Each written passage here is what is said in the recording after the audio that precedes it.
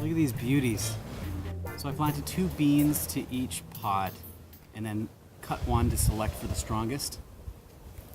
Let's take a look at the roots. Oh yeah. You don't want a lot more root density than that before planting.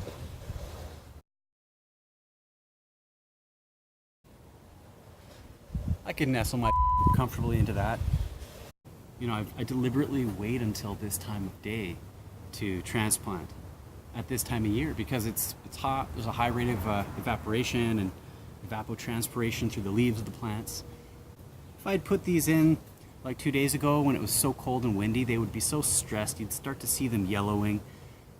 If I'd put them in yesterday morning before going out and then I didn't protect them, they very well may have sort of wilted and gotten stressed that way. So I just find that, you know, thinking about timing in order to avoid plant stress is so much of what ecological gardening is about, because then you don't get weak, stressed plants. You don't get as many pests, and there's that issue of to spray or not to spray doesn't present itself.